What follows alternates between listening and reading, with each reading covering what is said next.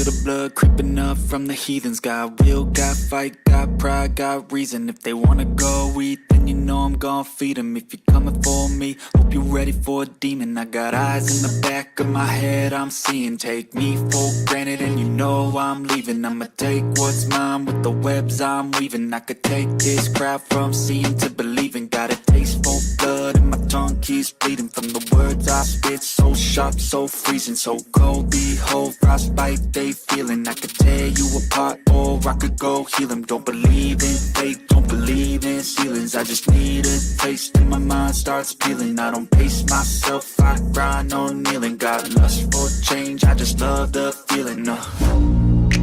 I ain't gonna give up. Got too little time, I'ma live up.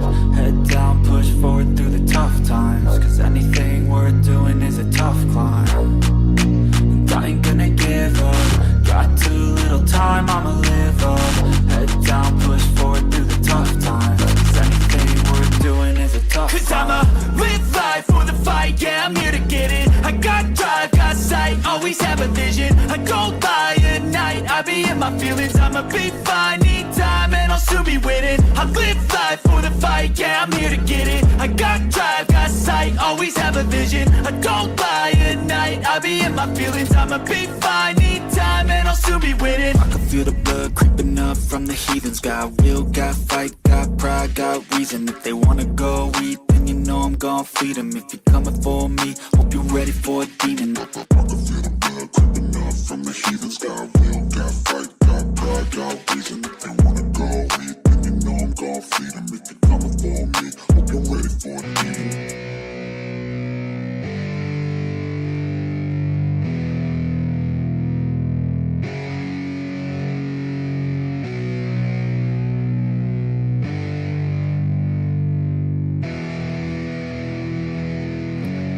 Yeah, it's our time to shine.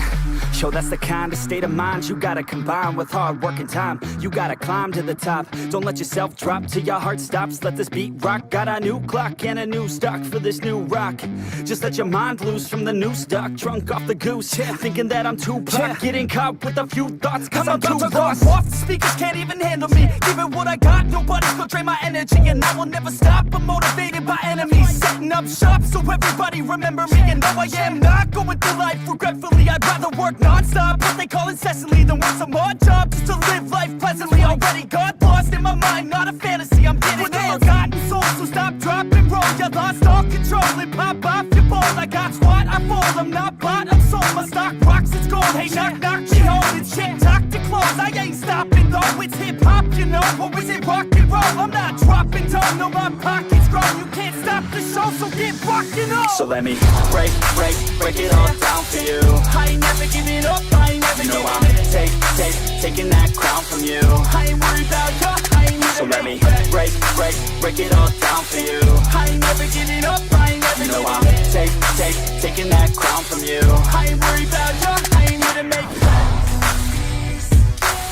I ain't never slowing down, keep on going till I'm down. No, I'm never slowing down, cause we're blowing up now. I ain't never slowing down, keep on going till I'm down. No, I'm never slowing down, cause we're blowing up. Hard words like a weapon, attack with no questions. In my own section and they still disconnected. Cause their mind's been infected and they're filled with objection. Too filled for recollection, so we're losing all attention. They don't know I'm in contention, cause I'm gaining their attention. Cause I'm making a connection, lyricism and aggression got me feeling my ascension. In my passion, my profession, I'm attacking my obsession. Taking action and progressing, I go off on the enemy, that's what makes them scared of me. Make my plans carefully, then execute them daringly. They say I act recklessly, but that's why I'm effective. See, you can't predict my tendencies, I offer no transparency. Some people think I'm lost, others think I'll be a legend. I'm never gonna stop till I'm one above second. And my thoughts at the top, but my mind stay present. Don't let your dreams stop, cause dreaming is a blessing. They tell me all the same, told me I won't make a name. But it's not about the fame, it's about keeping me sane. So I stay within my lane, feel my blood pump through my veins. Feel adrenaline, no pain, welcome all to my domain. So let me break it all down for you. I ain't never giving up, I ain't never giving up. I'm taking that crown from you. I ain't worried about you, I ain't never. So let me break it all down for you. I ain't never giving up, I ain't never. You know I'm taking that crown from you. I ain't worried about you, I ain't even. So let me break it all down for you. I ain't never giving up, I ain't never. You know I'm taking that crown from you. I ain't worried about you, I ain't even. So let me break it all down for you. I ain't never giving up, I ain't never. You know I'm taking that crown from you. I ain't worried about you, I ain't here to make friends.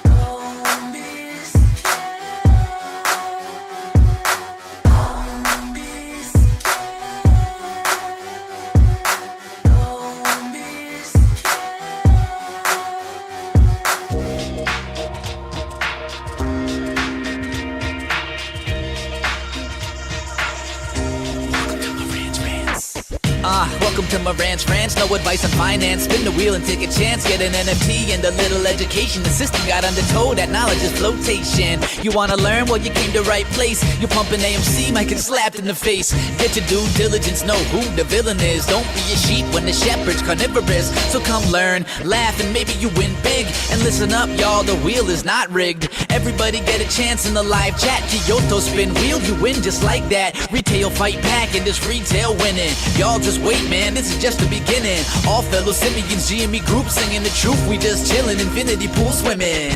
So welcome to Marantz Rantz. A lot of knowledge but no advice on finance. Don't even need pants, you can tune in naked like Kenny the Mayo Man. Internet's most hated. Don't wanna lose your money, then it's time for you to listen. If you're ignorant, invest in AMC or Superposition. The stream about ready, they told us to don't dance. I do what I want. Welcome to Marantz Rantz. Welcome to Marantz Rantz. Welcome to Marantz Rantz. Welcome to Marantz Rantz. Welcome to Marantz Rantz. Welcome to Marantz Rantz. Welcome to Marantz Rantz. Welcome to Marantz Rantz. Welcome to Marantz. Hi everybody. Welcome back. Welcome back to Marantz Rantz. Plenty of good information, a little bit of motivation, a whole lot of truth, no financial advice. We've had a hell of a day. It has been 24 hours, since my last show, and things have really changed to a point where a lot more eyes are checking out Connect the Dots. I've never gotten so many messages, and we just made a video. I don't know if you guys know what's been going on with the channel lately. You guys know I've been doing this for a long time. We're almost at our 4-year mark on making videos on YouTube, doing due diligence on GameStop and private equity, and really diving into what's happening in America and how you can see it coming and what you can do to combat it. So the truth is out there. Yeah, the post on X, on Twitter from yesterday, got over, I want to say 1,500 followers on Twitter. Got over 1,500 new followers on Twitter. And I think the YouTube did like 200, whatever maybe. But 130,000 views on the video that I made for Tiffany explaining private equity and the relationship between it, like how it's all going down. I even saw Superstock posted, which was cool. But everybody wants to talk about private equity right now, right? So I'm going to do it in a way that we do it here with us. I'm going to go ahead and open up the Discord to whoever wants to call in and ask and talk, and ask me anything section for private equity. I'm also going to read the comments underneath the videos, underneath the video on Twitter, because the comments are asking like routine questions that need answers, and I'll give you answers. Like I'll give you an example of one question that I just got asked. And we're watching GameStop, by the way, go up and to the right, like it does, like it should. Doing well, by the way, with no volume, under 1 million shares traded back and forth, and it's 9 o'clock, guys, 9:30. There's nothing out there. It's empty. But when volume does hit the stock, the price goes crazy, right? That's what's supposed to happen. They need to binge watch Connect the Dots. You know what was crazy? I actually met someone yesterday that I had no idea that they watched the show. I had no idea. Guy walks up to me and goes, "Hey, Marantz," and I was like, "Yeah, yes." It's like, "I just want to let you know I watch your show, and I'm on Connect the Dots Part 6. And I knocked out like 4 more episodes right now." And I was just like, "What? Like, who are you? How do you watch? When did this happen?" Because, guys, believe it or not, I don't talk about it when I'm not here. When I'm not in front of the camera, I'm walking around town. I'm not, excuse me, sir. Private equity, bankrupt in America. Here's how they're doing it. Everybody has their hands in the cookie jar. Here's what's going down. No. But I'm going to show you, like somebody was asking me, how do I do it? Like, Marantz, how'd you do connect the dots? How do you find all this info? How do you, and I was just like, well, one, you got to be obsessive. That's the first thing. Two, you got to know what you're looking for. And I would have never known, right? Unless I'm talking to Badass Trader, unless I'm talking to Laser Haas, or unless I'm talking to the real DMT, guys who opened up my eyes on some things where they were like, hey, here's private equity, what's going on? And can you explain it? And I was like, well, wait a minute, let me go look. And then I started putting it together, to connect the dots. And I found more. And I wasn't even looking for it. I was going through messages that I sent in the Discord 3 years ago. That's what I was doing last night. I only slept 4 hours. My phone, I had to put it on silent. I had so many messages. I was just like, okay, I can't answer them all. I realized I can't answer them all. I can just make a video and hopefully that answers some of the messages. Then I'm like, I got to go live for my people, so we got to talk about it, right? You guys live, what's up? We're here. Because the Twitter people don't even know we're live, basically. Just doesn't happen that way. You just don't know. Like TikTok, look at TikTok. I have one person watching on TikTok, and I have 17,000 followers. Who knows? Who knows when somebody's going to catch the right info? But I caught it by reviewing it. I always do this with you guys right before GameStop's earning report comes out. I do what we call review the story, review the investment, and to make sure my thesis is still there, my fundamental thought process on business and the investment. And then I did the same thing with Connected Dots last night. I was like, okay, how did it start? Honestly, guys, how did this all start? Obviously it was Laser Haas talking to me about how he was manipulated into bankrupting Toys R Us, or helping, and not. He had the idea to get them out of the woes that they had, but the idea was to let certain companies win, the companies that are in power positions today, and they kill the categories, right? Whether it be toys and gaming or fine fabrics and linens. I mean, it could be even children's jewelry like Claire's. They kill categories that other companies can sell better in mass and via e-commerce or brick and mortar. It just depends what they're focusing on. Whether they're focusing on new towels and duvets, who knows? But we know these categories are getting attacked. So anyway, back to what I was saying. I was sitting there and I was like, okay, how did I get there? And it was me talking, and I realized that. The only way anything's ever happened for me, like doors open, information be spread, is when I ask questions. And I remember talking to a lawyer, and he was talking to me, and he's very successful, and I was trying to figure it out. I was like, how are you so busy? How are you making so much money right now? And everybody's going bankrupt. At the time, the banks were crashing, and we were talking about Bed Bath & Beyond bankruptcy. And he says, oh, no, he goes, I'm a bankruptcy lawyer. He's like, that's where we make our money. He's like, and I used to have a lawyer buddy of mine, a guy he knew who was a lawyer, just happened to retire and get on the board of directors with private equity. And I was like, how does that work? Then I was on the phone call. I'm on the phone call with him and his buddy lawyer. And his buddy, and I've said this publicly, and I don't care. They can come ask me. I got the phone records. I got phone numbers. How would I have your phone number, Mark Burlington? I just ask you, how would I have it? I ask you because you agreed to do an interview, and then you backed out, which is fine. But I would back out too, because I'm coming for you. I'm like, okay, private equity, explain. But they said, hey, these guys get on board of directors and they vote the way the company tells them to vote. Not whether it's beneficial or not for the companies that they're in, but they're in the companies. They're in Neiman Marcus. They're in Saks Fifth Avenue. They're in Hudson Bay. And we're going to talk about Hudson Bay tonight or today, this morning, whatever it may be, because if I have to see it, and I had to catch my breath there if I sounded weird. I had no edits, no cuts, by the way. I gotta tell you, I was watching that TikTok video or the Twitter video from Tiffany, and she was putting out all this information about private equity, and I was like, I hear her, I do, and I believe what she's saying has some facts to it behind it all. But that's why I made a follow-up video, a reaction video, a reply video. You want me to be a believer in you? Do it with no edits and no cuts. I did 14 minutes, no edits, no cuts, just boom, boom, boom. I got one thing fundamentally wrong in the video, and I haven't even told anybody. I had said Eddie Lampart blew up Sears and JCPenney, and it was actually Sears and Kmart. Okay, I was wrong. It was one. But I know the answer because I do the video. I have the video to prove it. And that's connect the dots. And his roommate, his Yale roommate, is Steve Mnuchin. You guys know who he is, right? Like, we know who he is. He's this guy who was on the cabinet with Trump. And this is why they're like, well, we got to tell the administration. We got to talk to someone. I was like, no, you don't. You don't have to tell the administration anything. I voted for this administration. I'm telling you. They're not doing what you think they're doing. They can't. You can't stop what's happening right now. You can either participate or not, fundamentally. It's way deeper than you think. It's systematic, guys. The system of free trade in America does not exist like you think it does.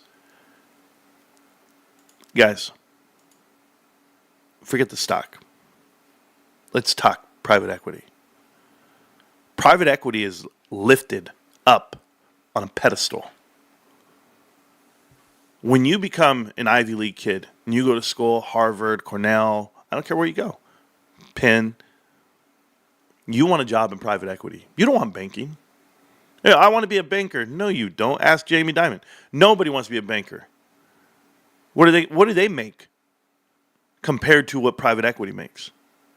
And if you want me to believe that my president, Donald J. Trump, was going to actually put the grips and put it down on private equity, then why was he considering Mark Rowan for his cabinet?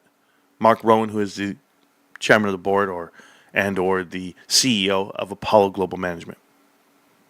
No. Why is Elliott Management appointee in charge of the federal housing right now? Bill Pulte. You don't know about Elliott and Bill Pulte? I'll show you that connection. It's too easy. Elliott got 3 people on the board of directors at Pulte Home Group in 2016. He happens to be one of them that they appointed. He sold his shares. He got out. What did he do? He became a Twitter philanthropist. Who bought Twitter when he became a Twitter philanthropist? Elliott. Who sold Twitter when he stopped becoming a Twitter philanthropist? That is not coincidence here. This is the truth. And when you ask Bill Pulte, which I have, about private equity and his connections, he acts like he doesn't know what private equity is. It's crazy. That you work in the swamp, and you are. You guys really want to fight freedom? You really want to fight private equity? Go for it. I'm telling you now. I've been threatened. I've been dragged. I've been kicked and clawed. I'll give you all the info you want in this world. I'm not saying I won't do it. I'm just not the stand on the sidewalk and hold a sign kind of guy. I'm going to educate myself so I avoid those issues. Very much so. You want to make a bet? You know, somebody just asked me this question right now on Twitter. It says, Marantz, where's BlackRock, State Street, and Vanguard and all of this? And I'm like, you guys are all idiots, man. You guys are too busy listening to Ian Carroll. Listen to me, please. Private equity owns information. They own the network you get your info from. They own 53% of all media outlets. Private equity has influence like you've never seen. Yeah, they want you to think GameStop's a dead company. GameStop was just Reddit traders. Blah, blah. Yeah, who cares? GameStop was $30 billion at the peak of it all. And they made movies and people were crying and you think it's something about short sellers and naked. No, I don't care about naked calls. $30 billion made you do movies and cry on TV? $5.5 trillion just left the market last week. Where's the videos? No. They got the deadlines right. They got the coverage right. They got the risk right. You know why? Because they have the timeline. Trump goes, hey, by the way, tariffs are going into effect in a month. Tariffs are going into effect here and there. Okay, so you're giving everybody a heads up. Everybody knows what's coming. You go, okay, first week of April, market's going to take a hit. At least, or protect yourself, buy some puts on the downside. It's not going to cost you much. Hedge, right? Do your job, hedge funds. But if people don't know the difference between investing like BlackRock and Vanguard and State Street, if you don't know the difference between that and private equity, the vultures, the engineers of it all, it's like, I'm going to tell you, it's like this. It's like Basketball players play the game.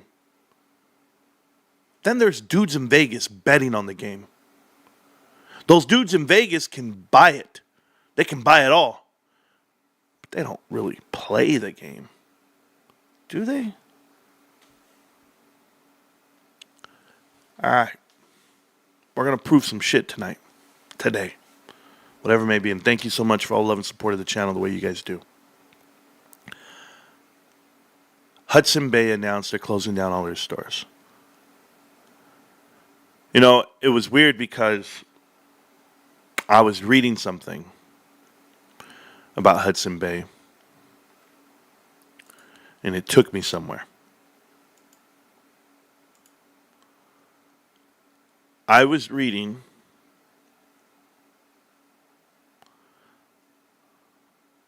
we'll go here. So Richard Allen Baker, who's an American business executive, and he is the governor, CEO, chairman of the board for Hudson Bay Company. But it also says he's the owner of the National Realty and Development Corp, NRDC. And he's the chairman of the Retail Opportunity Investment Corp. It all sounds like he has his hands on two sides of the table. That's what it sounds like to me. But as I kept reading and kept going down, something caught my eye here. As I read, I go, oh, okay. In 2006, he purchased Lord & Taylor, America's longest continually operating department store from Federated Department Stores. If you guys have been watching Connect the Dots series, Federated Department Stores was the original home of everything private equity. In the 70s and 80s, those stores and that leadership in those stores carved out assets and then got planted onto more companies. And they all have the same playbook. Rinse and repeat. And it's happened with everybody. If you guys go watch Connect the Dots part 17, and it'll explain a lot of this. But for $1.2 billion, borrowing $1 billion to finance the deal. So they borrowed the money, they financed it, they did it. Then I go ahead and look at him 10 years later. 10 years later, he sold Lord & Taylor flagship building, Fifth Avenue, for $850 million to WeWork. WeWork just went bankrupt. WeWork was Apollo Bonds. WeWork is Apollo. So he's selling to Apollo, and I'm trying to figure out how that's allowed. Do you know why I say how it's allowed? You used your company's funds to sell to Apollo. And you're part of the National Realty Development Corp, right? Let's go to the NRDC. NRDC here, okay, owner of NRDC, and William L. Mack and Lee, right, I don't even know how to say his name, Nabart, partners of Area Property Partners. Okay, listen to me, guys. How in the hell is the CEO of Hudson Bay selling off portions of their company to his own company? Now, wait. Do you know what Area Property Partners are? Area, do you know what that stands for? Apollo, Realty, Enterprise, blah, blah, blah. I'll click on it for you. We'll just click on it. Where does it take you? It takes you right here. Area Property Partners. Apollo Real Estate Advisors. That's what it stands for. Area. He literally works for Apollo.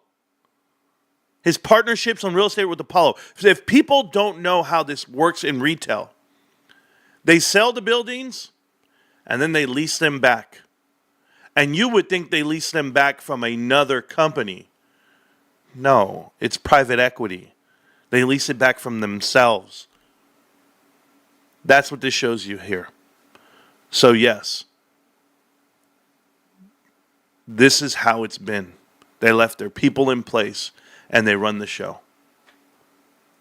The firm is now controlled by the remaining principals of these people right here. And it just so happens these people run the private equity investments that you control. That's what happens here. So the Area Property Partners, please remember that's originally Apollo, and they portioned it off to certain individuals that still run it. It's no different than Vail Resorts. It's no different than AMC movie theaters. You have to know who still runs the show.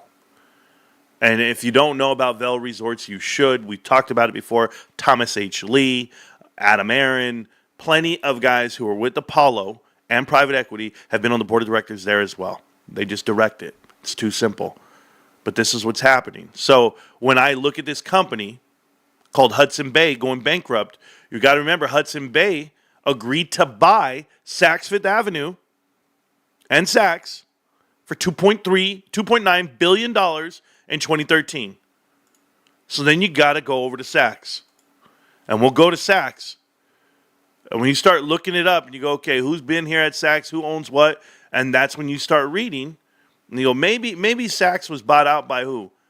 By Neiman Marcus. Maybe they were partnered up with Apollo. Maybe they have some type of partnerships here. But you'll see that Lord & Taylor, and they already carved out these assets from it. From the whole company they did. And who did they sell to? I want you to look. They're just selling. Belks. We know about Belk. So, yeah, a portion of this, all this money from Hudson that went bankrupt, it went to Saks, it went to Area. This is private equity. This is what they do. They carve out the assets and they hand them to themselves. And Richard Baker's no different. He's no different than a guy like this, Mark Bellingson. I told you guys about Mark Bellingson. And when I go through Mark Bellingson, okay, I read the whole thing. This is how I figured it out. How I was able to figure out, connect the dots. It was like, hey, hold up. You're telling me this guy's been on the board of directors for everything that went bankrupt? And his job is a CRO, Chief Restructuring Officer? Just like Holly Etlin. Holly Etlin from Alex Partners. Holly Etlin has been in charge of like 24 different companies. Chief Restructuring Officer. They set it up that way. She went to Bed Bath & Beyond, carved out all the assets, gone. Like, there was people in the thread on Twitter mad at me about Bed Bath. He doesn't understand Bed. I just hit block, dude. Because if they don't understand what happened to Bed Bath & Beyond, they're never going to understand Connect the Dots. And there's no point. There's no point in arguing with someone who doesn't have the best interests of themselves in their head. Like, they don't care about themselves. Like, they don't care to learn. It's what you do. You come, you learn, you listen, and you live life, and you figure it out. But look at this guy. Lead director at Caesars Acquisition Company. What happened at Caesars, guys? Everybody was there. Fisker Automotive, bankrupt EV vehicles. We know about Fisker. We know about the connections all the way through to Mullen Automotive. He's a director at Athene Annuity. Neiman Marcus, I already told you, he got kicked off the board at Neiman Marcus because during the bankruptcy, he knew nothing about the company. And the judge goes, how are you the CRO and you know nothing about this company? 24-Hour Fitness. You go right here. Apollo Real Estate Commercial Mortgage, ARI, in charge of Apollo. You would think this guy's independent, wouldn't you? He's part of Alexa Technologies. Mark Bellingson is the managing partner at Bellingson Advisory Group. Oh, he's some independent guy. Kind of like Sue Gove. She's at Exor. It's called Exor or something like that. Exor Advisors. She's got her own retail consulting firm. No, it's private equity. They just tell you to go sit over here and make your own business in your own name. We'll still hire you. You bankrupt that company called Conn's? Sue Gove? Conn's went bankrupt. CONN. Furniture store. Went bankrupt? Recently? What, a couple months ago? Who's on board of directors? Sue Gove. No, duh. We know. We know what happened. This is America. And I hope you guys can connect the dots. Okay, here's what I'm going to do. I'm going to... Thanks for the information. I wish I found you years ago. Mickey Flores, I've been around for years. I got you, man. Shout out to the people who are here. Oliver's Papa, my boy. Drew Soul, welcome back. All you guys want free stuff. I work at a bank. Nobody wants to work at a bank. Bunch of nerds. Kind of. You know, I think I would. I don't mind. You know, I work at a bank too, if you know what I mean. Goodness gracious. I know you thought Reddit. Oh, cool. That's fine. Okay, guys, listen. I'm going to open up the Discord real quick.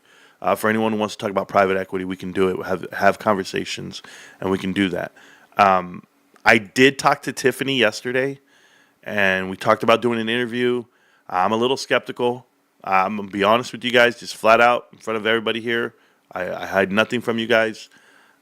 She was in interviews with Ian Carroll. You know how I feel about guys like this who take your due diligence, give you zero credit for the work, and then try to pass it off as their own, and then they're terrible at doing it. They have to do edits and cuts. They have to hit pause, do a take, hit pause, do a take a breath. It's just not that way for me. If you know what you're talking about and you study it and you eat, sleep, and breathe it and you live it, then it should show. And I'm not saying that you have to. Maybe there's some people with bigger platforms that want to put out the info and get more eyes on it. I'm happy for that. I really am. Just tell people where you got the info from. Don't say that it was your idea to go look it up this way because you didn't do the homework. I promise you. You know, when you do a paper at school and they say cite your sources, you have to go in there and you have to show everybody where'd you get your information from. That's all I've ever asked for. I just asked for a credit, a byline. That's it. Hey, here you go. Credit this guy. Because you know what? Some people do the work, and I don't charge for it. It's completely free, and it always will be. But, you know, these guys came in. I've talked to Ian before for hours, and he said he would give me credit for the information he took. And he took the notes. He took the info. And on his next interview, he said nothing. And he's still doing interviews saying nothing, as if it was his ideas. So when she's right there telling me that she studied with him for like for the whole last week about this, I'm just saying, well, that explains a lot of the loopholes that people are talking about that don't understand, where they go, oh my God, it's BlackRock. It's not BlackRock. It's not Vanguard. It's not State Street. Those guys own every company. It's not that they own every company because they want to take ownership of the companies and then tell them what to do. They have no influence over the companies. They buy shares to loan out shares. They have a loaning program. They literally loan out the shares to short sellers if they want to. They have a whole partnership that way. You want to short the stock? Great. Guess what they do? They loan the shares to you, and then they buy them again. They buy those same loan shares and put you under short sellers. They're pretty damn smart at what they do for the right reasons. But short sellers, private equity firms are the borrower. They let you borrow the money. They're even deeper than that. It's like the mafia, right? And then they say it's the mob. It's a bust out. It is a bust out. But remember what we're talking about, the leverage itself. People use the phrase private equity. And they go, these are publicly traded companies. What are you talking about? Remember Martin Scarelli when he told me that? He goes, these are publicly traded companies. What are you talking about? Come on now. Are you joking? They're leveraged off of the public's money. That's why they're publicly traded companies. They go public when it's time to take money from the public. They stay private as long as they can. But once you've maximized all the returns you're going to have, now it's time to sell it to the public. This is a super machine here. We trimmed all the fat. Look at this project. Look at this specimen now. Buy it. And when you buy it, they're selling it out the back door. They're getting the hell out. Oh no? Go look at Silver Lake. Go look at Wanda Group. Go look at everyone when AMC went public and what has happened since then. And who's holding that company now? The people. And the people are losing. You want to talk about manipulating people? Well, that would be Ankura. Right? Or is it Ankura or Antara? Antara. Who? What's his name? He-Man Shugalati? Ones who invented ape or bought ape after they short it all the way down to 60 cents and then they decide to buy it? Yeah. It's okay. All right, guys. We're going to go ahead and open up so you guys can ask any questions. I don't care. I'll post the link right here in the chat, and we'll go from there. I will be reading comments and answering them from the Twitter post. Like I said, 120-something thousand views. A lot of interaction for people to talk about private equity. At least those eyes got on it. Because the main post on damn Twitter got 6 million views. Now everybody's watching that, and they're focused, but they're not reading they're not watching the bottom for the actual response. And it's okay. I don't care. Guys, I wouldn't care if I had one more from yesterday, right? Well, brick by brick, I don't care. But we're doing the best we can do here, for sure. And I'm not chasing after it like they think I would. Nah. I already know. I already know all the caution you need to take when you put out this information. And the kids out there, they don't have a clue. They want the interaction. They want the shine. You got to be very careful about it. Click the link. AMA. Boom. Ask me anything. That's what it stands for. Okay? Thank you for the gift, bro. Yeah, they're giving out gifts out there for sure. Give some membership. Deep dive into America. We can talk about it, and I will in detail right now. Let me see. Well, how's the stock looking, guys? We're green all of a sudden. Green when I go live. That's just normal. All right. So The Discord's open. I'm in there right now. Let me see. Yeah, we're here. We're ready. Okay. And apologize, TikTok, if you can't hear the people calling in. Occasionally you can, but sometimes I have to lower it down just so there's no feedback. But we're around. So let me go and read this. It says, at Doge. Okay, you deserve that for your dedication. Oh, cool. Cool. Somebody wrote something to GameStop. But here's the comment on the video. It says, at Doge, this man has the receipts on private equity's use of vulture capitalism on bankrupt companies for profit. Oh, well, isn't that the truth? It's interesting that now, seemingly out of left field, there's a huge interest in private equity firms and the destruction of modern businesses. GameStop Echo has some of the best ED available. No one ever covers such a thing in depth. Called Connecting the Dots. He follows, it's not interesting to me. He follows the names and the money was target. You know what it is, Tom? Just for Tom, who's here, who made this comment. These guys found the DD, if you know who I mean. And so they found a way to try to form it as if it's their idea. That's it. They have no organic way of explaining how they came up with the idea or the explanations of what happened. Man, it's okay. I'm okay with it. I'm just going to keep going with what I'm doing. And that's it. But I know the truth. Great listen. It goes deeper than one might think. Well, thank you. But let's go ahead and the video, if you want to watch, you guys can watch. It's here. It's not that it got hit. So here we go. The first comment on the video says, wait, had to stop for a second. I have not heard this before. The SEC was in tower number 7. Yes. Okay. So when 9/11 happened, building number 7 had a couple of tenants. Now, I told you the original tenant for it was leased out for 30 years for $3 billion, and that was Drexel Burnham Lambert, who eventually canceled that lease once Ivan Boesky got arrested, and Ivan Boesky started dropping names like Mike Milken to the whole crew. The hardest part about private equity is Mike Milken in the Milken Institute, give out the playbook for distressed credit investing and how to leverage companies, and they all have an agreement, an unspoken agreement maybe out loud, but it's been shown 100 times. Someone's at my house. Give me a second.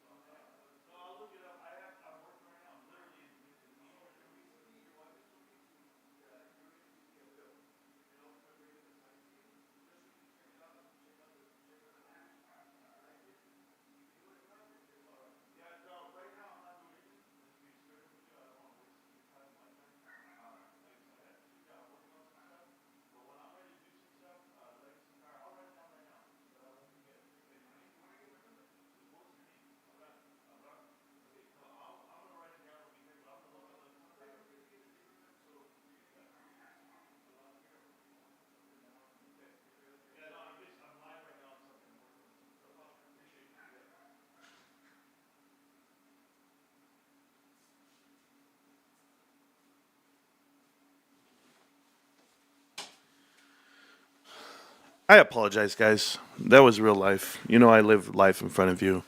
And my wife apparently gave out my name and my number and my address to solar panel guys that she thinks I want to talk to. You guys know that when I answer the door, I'm full battle rattle. Bros, I got it at the ready. So here's what happens, okay? We were talking about building number 7, okay? So building number 7, who was in the building at the time when the buildings got hit was Solomon, Smith, and Barney. They actually had the most square footage, over 1 million square feet that they had in the building itself. They occupied over 60% of the building at the time. So the other offices would be the one that Bill Pulte's in charge of right now. The Federal Housing Agency was in there. The SEC was in there. The Secret Service was in Building 7, and the Department of Defense and the CIA. So everybody was in this damn building. And whether or not they come and they're missing things, or people say they lost track of some money and this is why they demolished the buildings. I don't know the whole story of why they tore down. Let me tell you guys something, okay? I feel, it's my belief, this is not a rumor or misinformation. I feel that we had absolutely every bit of knowledge to know that those buildings were going to get demolished that day. So now, 25 years removed, I believe the most outlandish things about our government because what they've done to the people. I saw JFK get assassinated. It's unheard of. I saw us land on the moon, allegedly. It's unheard of. I've seen a lot of things in my years, and I go, oh, okay, this doesn't make sense to me. But when it does, I tell you, okay? And I don't care. I don't care if people come to me and tell me I'm a conspiracy theorist, won't watch your show anymore, Marantz. I'm like, really? I'm a conspiracy theorist? JFK announces and says, we're going to hit the moon before the end of the decade. And guess when we hit the moon? Before the end of the decade. We had to. We had no choice. It's crazy. Why did NASA, why do they have stars on the Walk of Fame? Because they're actors? I don't know. I don't know all those rumors, guys. I just do it. I don't trust anyone knocking on doors while he talks about private equity. Good. There you go. The suspense is killing me. Nobody should be showing up to my door. Oh, I'm with you. It's Tito and Need Power. No, my wife's trying to do some damn solar panels on the house. And she's just, I love my wife. I do. She doesn't have it in her to be mean. I have it. Hey, bro, I'm busy right now. I'm working. I got to go. He's looking at me like, you're working? You got a GameStop shirt on and a backwards hat. What are you working on, bro? I'm in a meeting right now. I'm live. I got to go. I'm like, man, but I wasn't too rude. I was just like, all right, man, yeah. I was like, yeah, I'll get at you, bro. I'll get at you. All right, next question. We're going to go down to the comments. We'll see. Where does BlackRock, Vanguard, State Street? They don't. You guys got to know private equity tries to push info to you guys so that you guys think these are the issues. A la AMC, GameStop. GameStop's not the issue. The issue is they were about to lose some money. That's it. They were going to lose some money. They're going to lose some money on the market. Who cares? And they weren't prepared to lose that money on the market. They're prepared to lose the money on the market today. They've already have downside risk covered. So there you go. Somebody asked, who's this guy? This guy is Marantz. Thank you. Thank you for asking. How many people need to be held accountable, roughly? How many people need to be held accountable, roughly? I would tell you too many to count. And who's going to hold them accountable? Themselves? They can't police themselves. You got to know Gary Gensler. You got to know the people in charge of the SEC are all hired by private equity. I want you to go look at every single person that's been in charge of the SEC, the enforcement for Securities Exchange. You tell me who's actually out there enforcing laws against them. Department of Justice is not going to do anything. So we're just going to put fines and everything, but it's our own people. Jay Clayton was in charge of the SEC. Jay Clayton literally on the board of directors for Apollo and Sullivan and Cromwell. You got both bases covered. You got lawyers covered and private equity. Jay Clayton. You should know this stuff, guys. But nobody really studies where they're people who are in charge of this country. You don't know where they're from. You don't know where they work. You got to Google. How many of you guys work for a company and you don't know the board of directors? Where you work. If you work for a company, and I'm not talking about a private company, I'm talking about an and I'm talking about like a public company. It doesn't have to be publicly traded, but just any company out there that you go, oh, you know what? I know the CFO, I know the CEO, I know the CEO. Like, you have to know who's in charge of your money. That's your money. How do you think you get paid? You get paid from that company. So you think the employees of Bed Bath & Beyond should be pissed off that their CFO and COO, all these guys were doing share buybacks and giving themselves bonuses for the last 5 years? Sold all the properties, leased them back, got bonuses based off of the cash on hand, the covenants on hand. They were like, oh, we covered all the covenants. We had not RSUs, but PSUs. They didn't have restricted stock units. They had the performance stock units. That's the difference. All right, in the chat right now to tell me what he thinks is Sid Vance. Sid Vance, welcome to the show. Welcome to the chat. What's on your heart? What's on your mind? Speak on it. Any question? You're fine.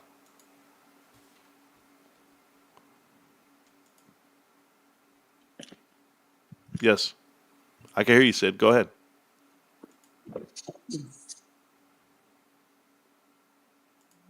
Can you hear me? Absolutely. Oh, okay. Well, I've kind of loosely been following GameStop for a couple of years, but I was told by my investment person to not get involved because it's a meme stock. Or a meme stock. And, serious investors don't get involved, and you've probably heard it all before. So I didn't know what was going on as far as the hostile takeover stuff and the things that you've been talking about today. I'd like to get invested in it, but I don't want to go through my normal person. Where would you suggest I go to buy a couple of shares? I wouldn't. I don't give out financial advice. So, Oh. Yeah, no, I'm with you. Sorry. I don't want to be like rude. I'm not that way. I'm just being straight to the point about it. No, that's fine. Everyone has their own individual way of investing. You know, I don't know your territory. I don't know your state. I don't know your country. Like, I don't know all the things that would be against you. But if you're regular, me personally, if my finance person, like I have somebody that I can call, or I have plenty of money in an account, and I call them, and if they were to tell me, advise me that I shouldn't do something that I know is right, then I would not be with them anymore.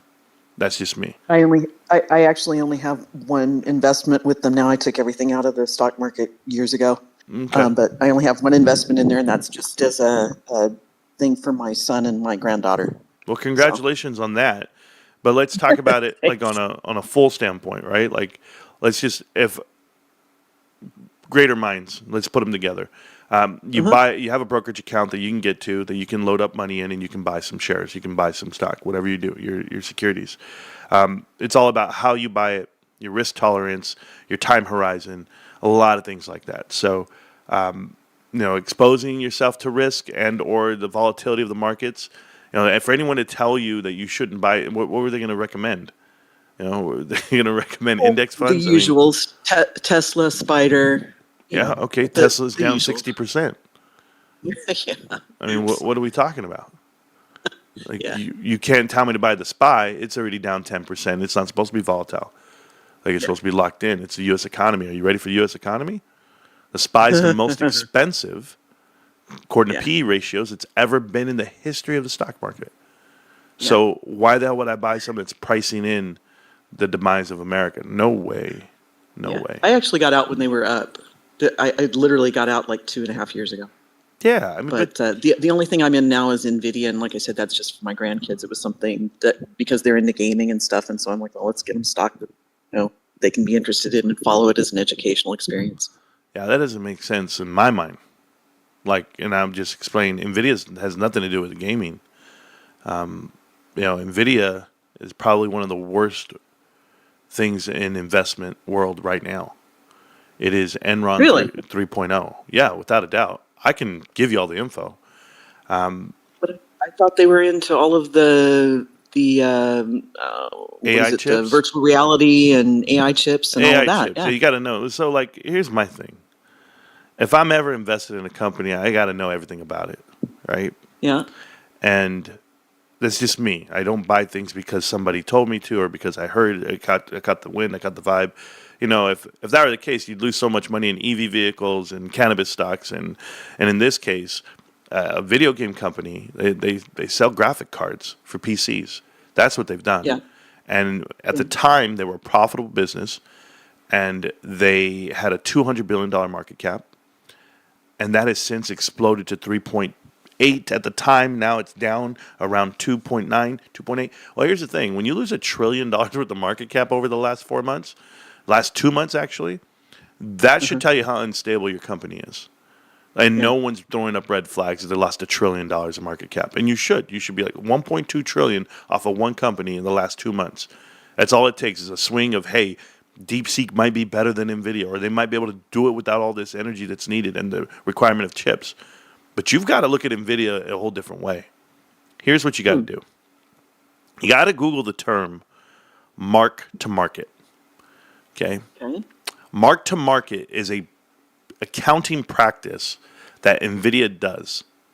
And it's the same accounting practice that Enron did when they got caught with their pants down during the dot-com bubble era and in the financial crisis timeframe. So here's what happened with Enron. They were counting revenues that weren't there. That's exactly what NVIDIA is doing. NVIDIA does mark-to-market accounting. So they are front-loading their complete contracts on numbers today. And because they're doing that, they're rewarding themselves. They're taking the cash from these deals that does not exist, and they haven't received a payment yet for these chips that have not been delivered. But those companies that are buying, like their third largest data center customer is a company called Supermicro Computers. Supermicro Computers just had two in the last 4 years. They've had two filings and almost delistments from NASDAQ because of fraudulent accounting practices. They're your third largest customer. And then you go ask yourself about these guys. Supermicro Computers couldn't even put out a 10K. It took them a year to get one out. And I'm talking about a year after the deadline. So it's so bad, the mark-to-market accounting side of it, where they're front-loading these contracts. And then when you have a company like DeepSeek come out and go, hey, we can do it with less. We don't need all these chips that everybody's been buying.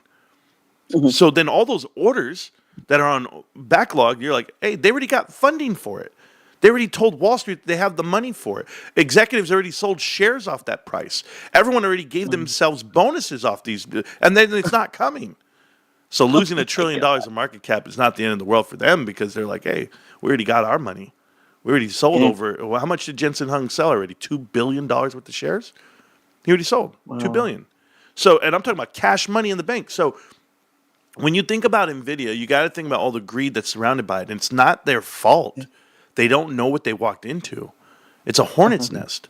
It's what we call round tripping. So you take the money from NVIDIA, and NVIDIA invests money into companies. If you were any like amazing company out there, and you start pumping money into companies, and then those companies in turn pump that money back into you, that'd be a zero net sum gain. You don't gain anything. So then you go look at privately held companies like CoreWeave that actually got $10 billion from private equity, and CoreWeave pumps the money back into NVIDIA. Another one called ARM Holdings. ARM Holdings pumps the money back into NVIDIA. CoreWeave also pumps money into Supermicro Computers. So NVIDIA is getting all their money pumped back into them, just round tripping each other. The seven mag stocks, right? The seven, what they call the Magnificent Seven. Their whole idea of having profits is stemming off the fact that they're spending money with each other. They're literally holding each other up by spending more. But no one's gotten any real profits from AI. It's not profitable. You can't monetize on it yet. It's an idea. It's an infrastructure build, but it's no different than Web 3.0 and NFTs. It's not mass adopted just yet. The implementation of AI is great. It helps you with your current program that you're doing, but it doesn't make you any more money.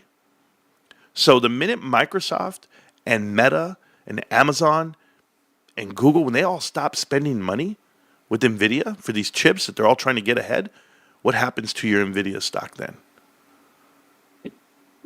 Yeah, I understand what you're saying.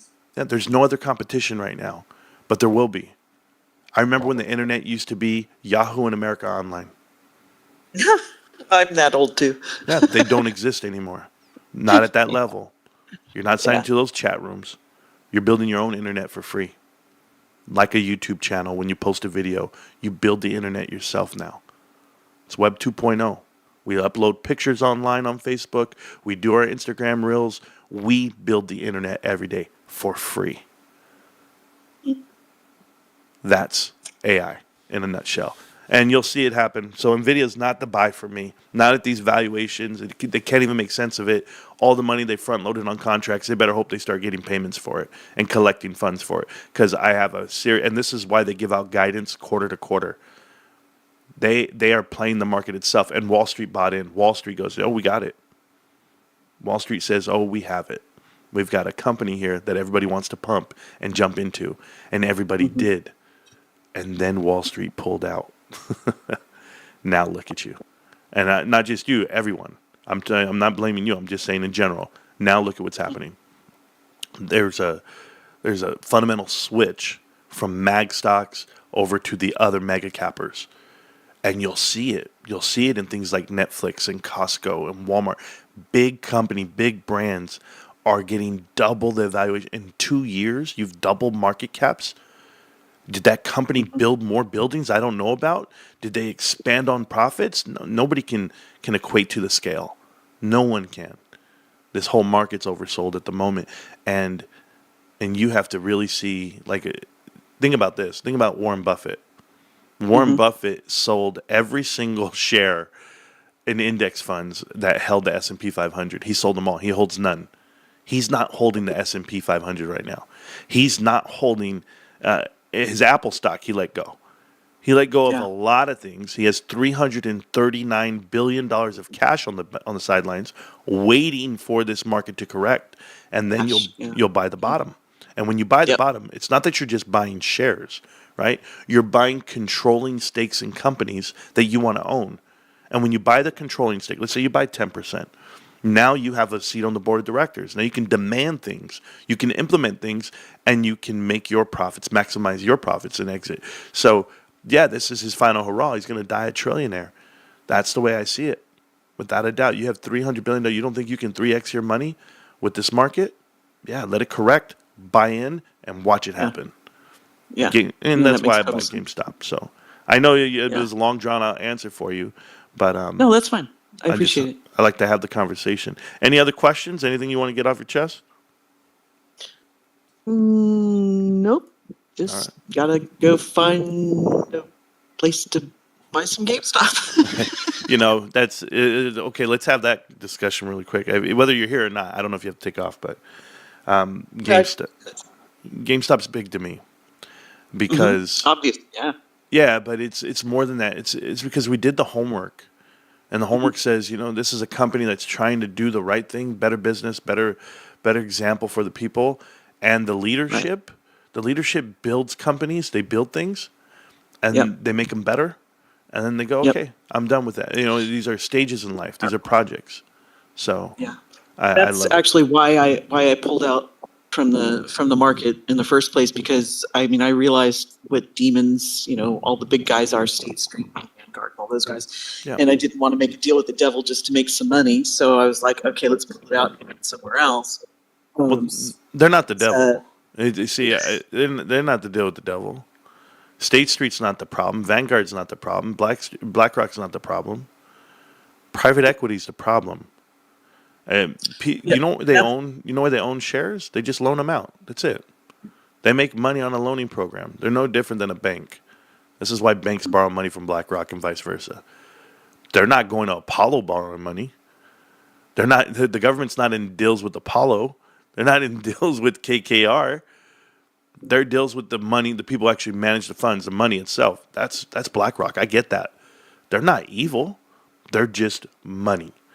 The evil people are the ones that manipulate, manufacture, and do the damage. And that's private equity. That's gutting America. If it can make money and everybody just stays in business, trust me, BlackRock doesn't make any more money whether the company goes bankrupt or not, because they're not the ones loaning the money to the companies. They just own shares. And then they reduce their share count when the company starts looking crazy. They go, you know what, we're out of here, a la AMC. But they still hold shares in the companies because, hey, they borrow the share. They let people borrow it off them. The short sellers they need shares from somebody.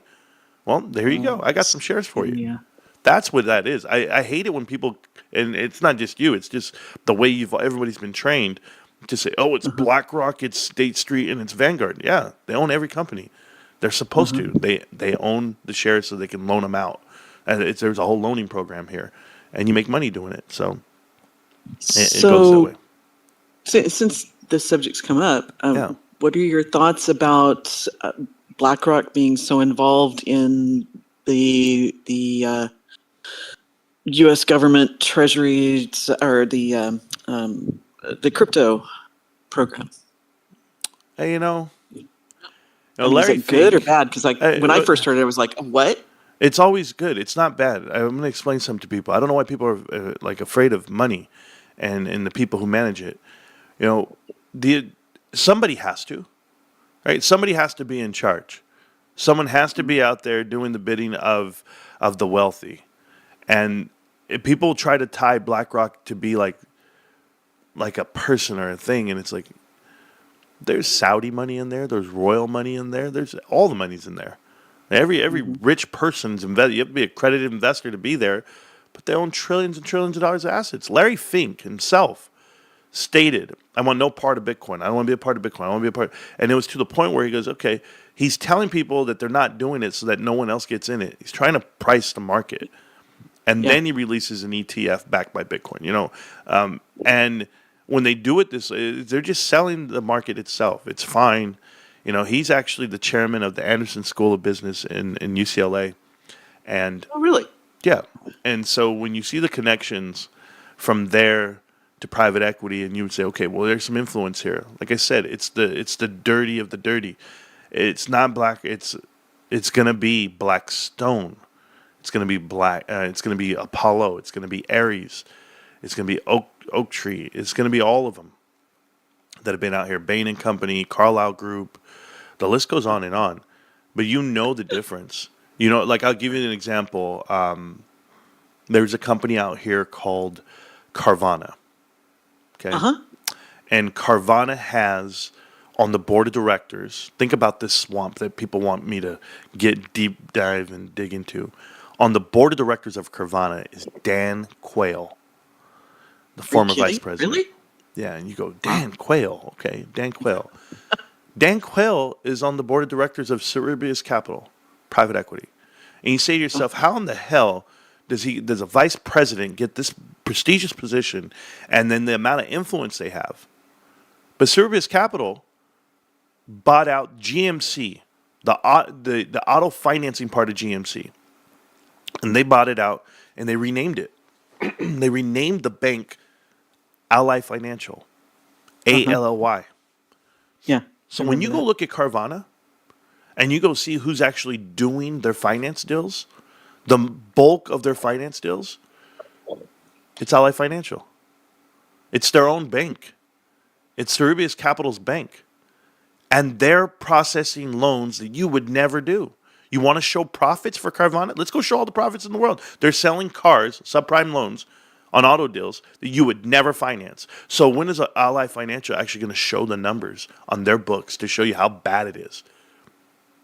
The highest delinquency rate of any time in history is right now on auto loans, up to 2 months, and it's the highest delinquency rate.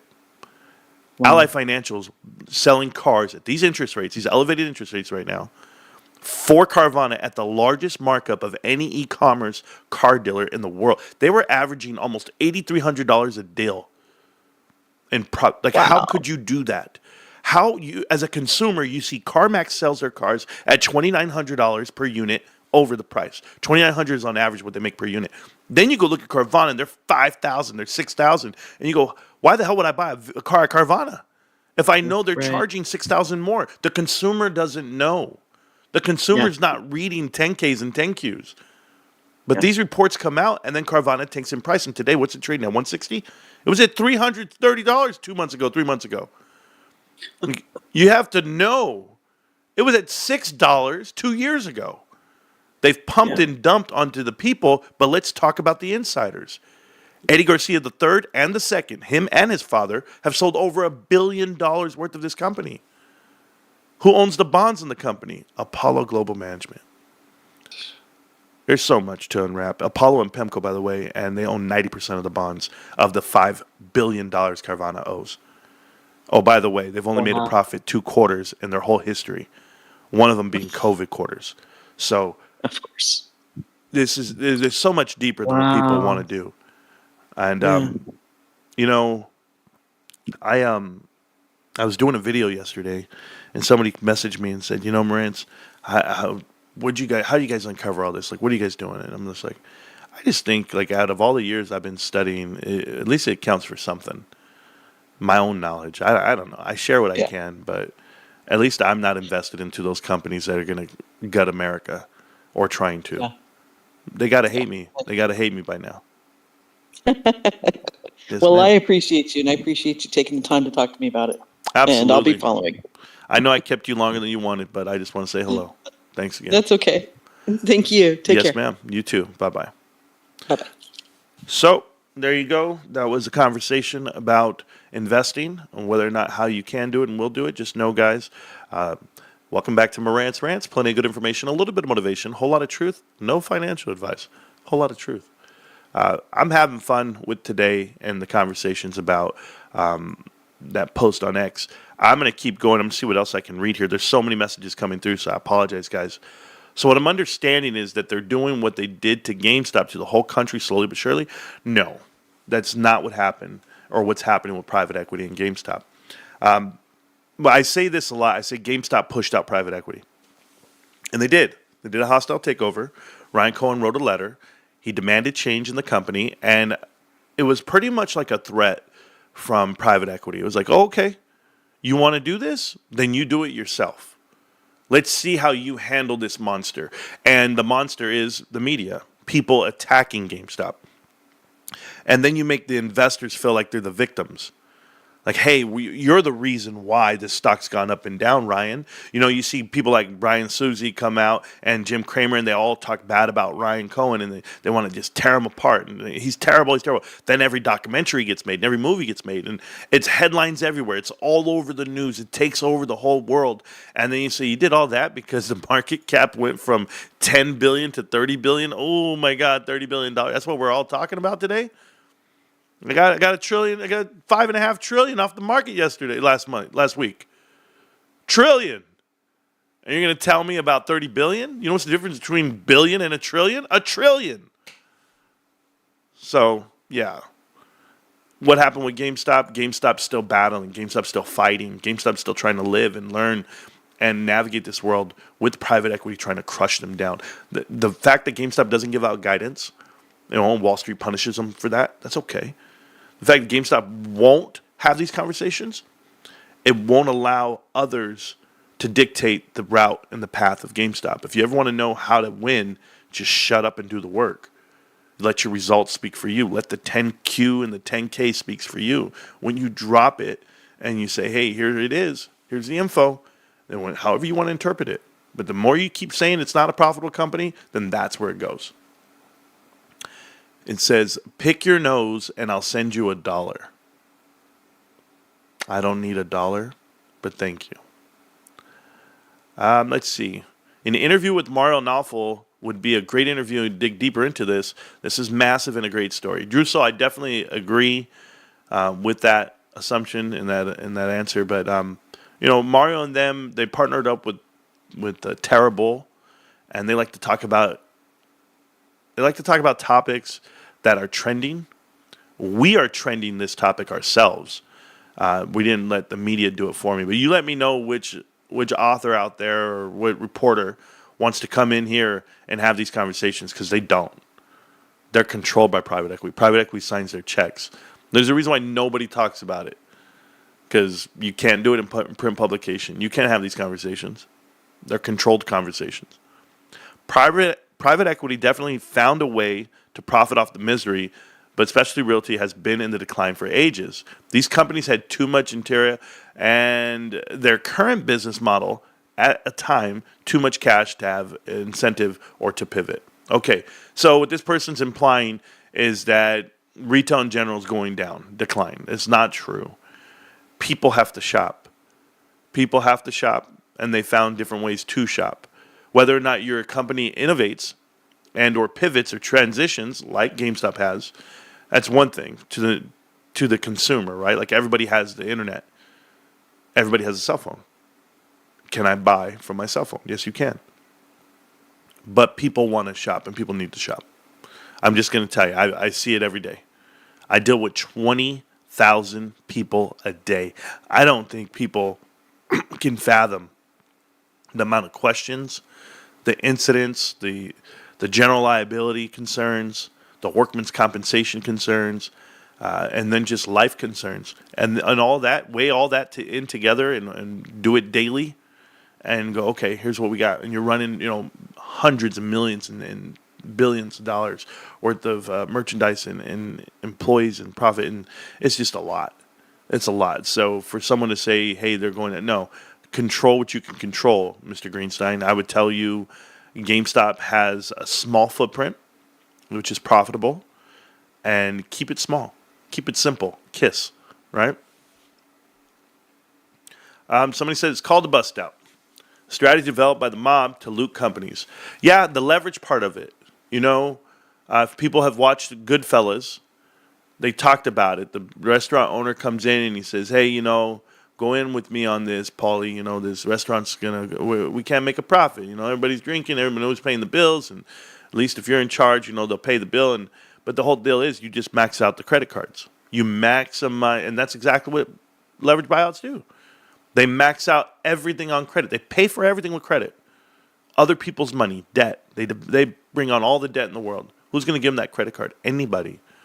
Because the assets they buy, they'll get them back at a lower rate. They'll get them back for free, basically. It's like 9 to 1, 10 to 1, 100 to 1. Like I couldn't even imagine, because guess who owns the inventory companies? Private equity. They own the inventory companies. And guess what? When you do your deal and you're out there looking for money and you know what? I'm going to go bankrupt now. And go, oh, he's going bankrupt. Okay. So how much money do we have? What are we going to do now? We're going to raise some money. We're going to go bankrupt till we find a stalking horse. Great. So you have all this money. And you might have like $500 million. Well, guess what? Lien one, senior loans, they get paid off. Secondary loans get paid off. The general, never. Class 6, the GUCs, the general unsecured creditor, you, shareholder, that's below the GUCs. Nobody gets made whole. So they know when to go public. They go public, go take that money from the public.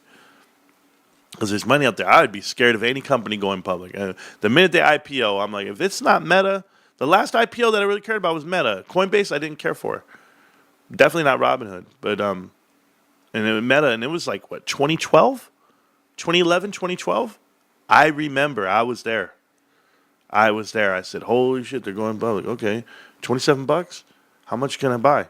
Nah. And I didn't buy it. I didn't buy it. I didn't like Facebook. I like MySpace, bro. I was a MySpace guy.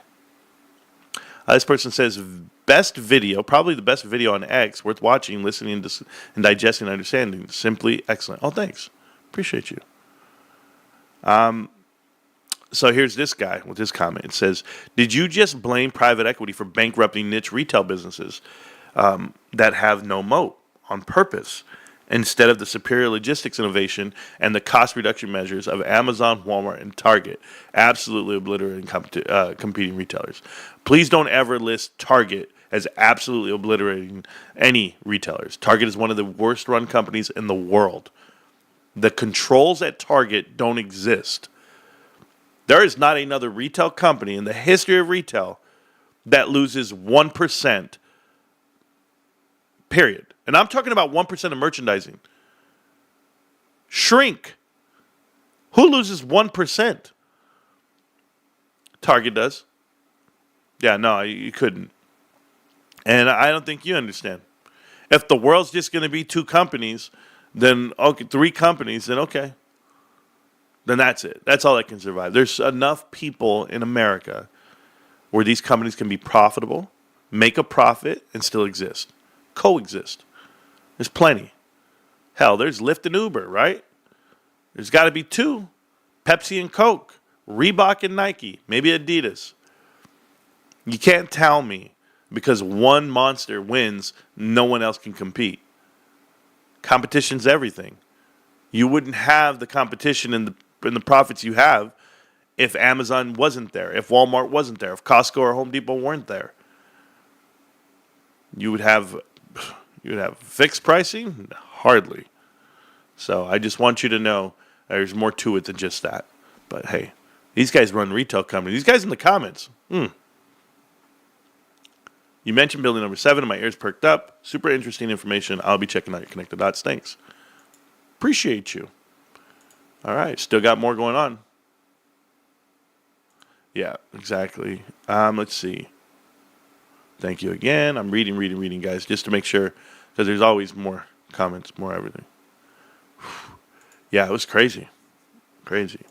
All right, so I'm good there. It's still going. People are still watching, which is cool.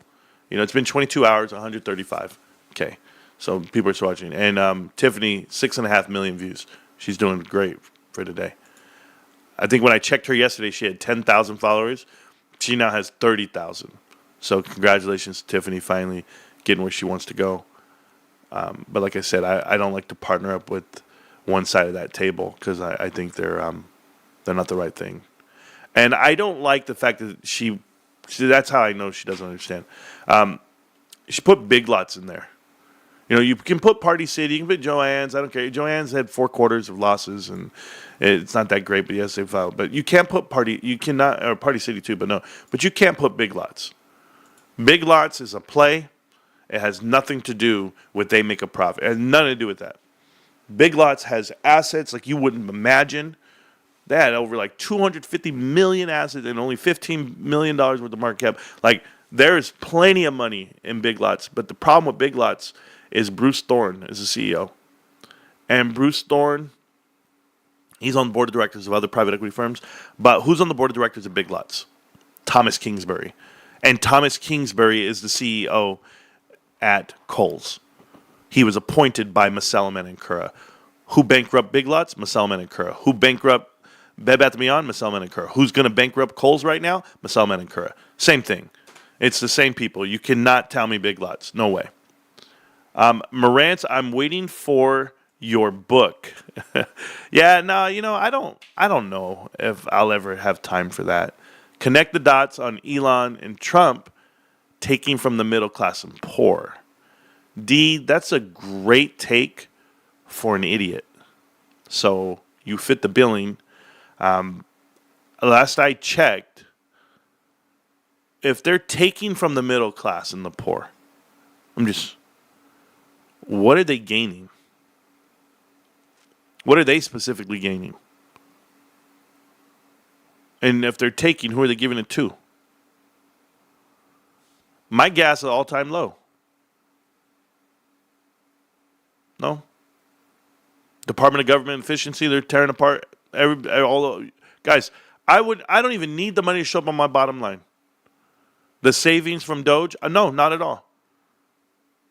I just like to know that the scoundrels that have been making money off of it and all the tax dollars have been spent on these non-profit organizations that all of a sudden pay speaking fees and whatever, and they just got formed 3 months before they got funding. Yeah, I want to expose all that. I love all that stuff. I just like to do it. You know what you forget about me, D, is I like to do shit just to do shit. I'm the worst. Swear to God. Like, I like to study private equity and your whole life in the coming just to do it. That's it. There's no financial gain for me.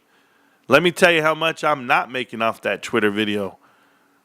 The 130,000 views. No, I don't get no money for that. I don't get no interaction. Done nothing. Don't care. I'll sit here all day, waste every hour. I remember a guy used to tell me, Marantz, how much money you make an hour? I go, at work? Tons of money. Oh, I do fine at work. I'm good. How much you make doing that YouTube channel? I don't know. Not much. Not what you think. He goes, oh, you're wasting your time. Oh, okay. Just like they tell me about wasting my time in GameStop, right? The opportunity cost? What? What? You probably lose it all in one day. Yeah, D, you're too much, man. The middle. I mean, Elon, does he need my money? I'm just asking. There's like 2 billionaires. You're telling Elon and Trump, right? 2 billionaires. They need my money. Trump needs my money. He got his private security detail. He lives in a White House. No. I'm confused. The volume seems so low. It is low. The volume's low. And they're not talking about the volume as in sound. We're talking about the chart right here. This is GameStop. If you guys are looking at it, let's go see where we're at. Oh yeah, 1.25 million. It's actually 0.28% of all the shares trading right now. 0.28, not even 0.5% of the float. It's nothing at all. So I'm excited about that. I really am. No, this is happening. Yeah, no, you can't. Is that what this is? I gotta see. She wanted me to. Yeah, see, it's tough. She got her own website. You know how I feel about this stuff like this. But if that's the way she wants to promote herself, I don't mind. It's just a lot. There's just a lot of stuff that they don't know when they're typing. It's because you're getting your info from what's his name? From your boy. Yeah, I can't donate to PayPal or I can't. She takes ETH and Bitcoin donations. 3-month membership for $30. Not bad. If they want to do it, man, go have at it. You're making a living. I'm happy for you guys. These guys talking. We're all doing the same thing. All trying to get some info out. So great job, Vino Mom. This website's archaic. What the hell? Got like pop-ups and stuff. How dare you? I got a Discord that's free if you want to join it, lady. All of you. Okay, let me see. Nothing else there? Then we're good to go? Yeah, we're good. All right, guys. Those were my conversations today. This is truly an incredible, inspiring, amazing, wonderful show. Thank you, Marantz Rantz, for making my day. Truth and nothing but facts. Hit the like and subscribe button, people. This man is 100%. Thank you. We have 1 week until GameStop earnings. I'm very excited about that. And I just watched your video on CROs. Is there any way we can connect the dots on who it is? Like, does private equity use the same people over and over and over? Yes, they do. They use the same people as CROs. If you really want to know like who it is and how they do it, you need to go ahead and look up. You have to look up the bankruptcies on Kroll. Like you have to go and look up all the dockets and see when they get announced, who the CRO is after bankruptcy. The idea of a CRO, just so that we're clear for everyone, the idea of a CRO, like whenever you're thinking about bankruptcies, right, is that the CEO who was planted onto the company to do everything wrong, which is what they do when they go bankrupt, then the company positions themselves. They hire lawyers. And somebody like Bed Bath & Beyond, this is why people don't understand what happened. They voluntarily filed for bankruptcy. The minute you file for bankruptcy, it's locked in. You get to go to the judge, and you get to depict like when the information gets assembled and released to people. Like you're in total control at that point. You file for bankruptcy for protection, and you let them know here's our plan. And you have to come up with a plan. When you have that plan, you have to implement it. And I remember Holly Etlin being announced as a CRO for Bed Bath & Beyond, and you go, oh, damn, okay, that makes sense. Because the judge is going to say, okay, who's going to be in charge of these proceedings? And you name somebody newer to the company. You name somebody who's outside looking in. Like, hey, I'm here now, and I'm going to make this all better. The old guy's gone. We've got new leadership. That's what happens in bankruptcy. I want you to show me the company that went bankrupt and the CEO stood in his position and went through the whole bankruptcy and they emerged on the other side. That's not how it works. You have to show that you have intent to do something new, something different. And that's what they do. So what happened was a company like Neiman Marcus, who The family is on the board of directors with Apollo, right? If you guys don't know, Neiman Marcus' family was actually on the board of directors of Zell's Jewelers. I talked about this. You guys got to watch Connect the Dots part, whatever. Might be 17 still. But when Mark Billingson went over there to Neiman Marcus, he goes in front of the judge and he says, I'm the CRO. And the judge asks him some questions and he goes, I don't have that answer right now. Oh, I don't know. And the judge just called him on his bullshit. It was in Texas. The judge goes, what are you talking about? You don't know. You're going to be in charge of this company, been on the board of directors for the last 3 years, and you don't know this answer? He's like, no, you're gone. I don't come back into my courtroom saying you don't know something when you should know everything. You've been here the whole time. And this is all verbatim. Like, I literally read all of this, right? A week later, Mark Billingson retires from Neiman Marcus board of directors, says he has a heart condition, a health concern, and he's going to retire to be with family. That's what he said in the quote. Okay. So they brought somebody new to be the CRO and not piss off the judge. Cool. Did Mark retire? Or did Mark just move on to another Apollo Global Management investment? I'll let you decide. Yeah, so Forever 21 filed for a second bankruptcy. It's what we call a Chapter 22. There's Chapter 8, there's Chapter 7, there's Chapter 11. They're all the chapters, but Chapter 22 is when you refile for bankruptcy. It means you do Chapter 11 twice. So Forever 21 is now known as Temporary 21 because they're not forever. Got it. Yeah, it's bad. Charlotte Russe, Payless. We can go down the mall. We can do it all. I'm happy we're having these conversations, guys, about private equity. I'm also happy that you guys are understanding why GameStop's the best investment ever. They pushed out private equity. They're still battling private equity. They're still trying to win. But the short sellers, the ones you guys want me to focus on, the short sellers make bets on what private equity does. That's the playbook. Oh, hey, look who's over there in that company now. We should short it. We should give them a bond. We should do a lot of things different because we know that the fix is in. We know they're trying to destroy the company. That's what short sellers do. And when you see all the people got planted onto the board of directors at GameStop, the playbook was in. We know that we can bankrupt this company. Just was one dude, made a video and said, hey, it doesn't make sense. They're a profitable company. Why are they going bankrupt? Why are they undervalued? And that highlighted Roaring Kitty, Keith Gill, that highlighted that, hey, maybe this market, they're doing things that are just fraudulent.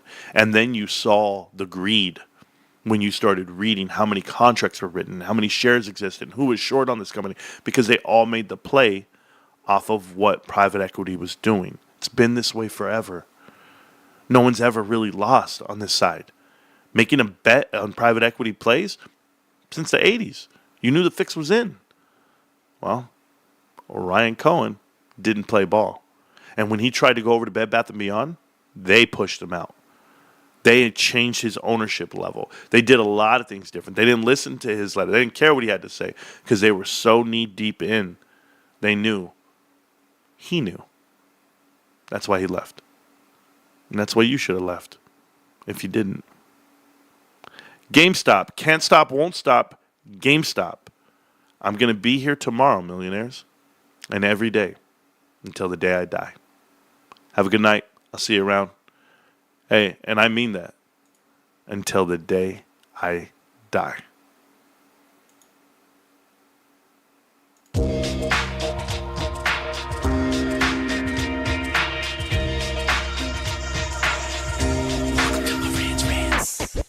Welcome to Marantz Rantz. No advice on finance. Spin the wheel and take a chance. Get an NFT and a little education. The system got undertow. That knowledge is flotation. You wanna learn? Well, you came to right place. You're pumping AMC, might get slapped in the face. Get your due diligence. Know who the villain is. Don't be a sheep when the shepherd's carnivorous. So come learn, laugh, and maybe you win big. And listen up, y'all. The wheel is not rigged. Everybody get a chance in the live chat. Kyoto spin wheel, you win just like that. Retail fight back and this retail winning. Y'all just wait, man, this is just the beginning. All fellow simians, GME group singing the truth. We just chillin', infinity pool swimming. So welcome to Marantz Rantz. A lot of knowledge but no advice on finance. Don't even need pants, you can tune in naked like Henny the Mayo Man. Internet's most hated. Don't wanna lose your money, then it's time for you to listen. If you're ignorant, invest in AMC, a superstition. The stream about ready, they told us to don't dance. I do what I want. Welcome to Marantz Rantz. Welcome to Marantz Rantz. Welcome to Marantz Rantz. Welcome to Marantz Rantz. Welcome to Marantz Rantz. Welcome to Marantz Rantz. Welcome to Marantz Rantz. Welcome to Marantz Rantz. Welcome to Marantz. Welcome to Marantz Rantz. Welcome to Marantz Rantz. Welcome to Marantz Rantz. Welcome to Marantz Rantz. Welcome to Marantz Rantz.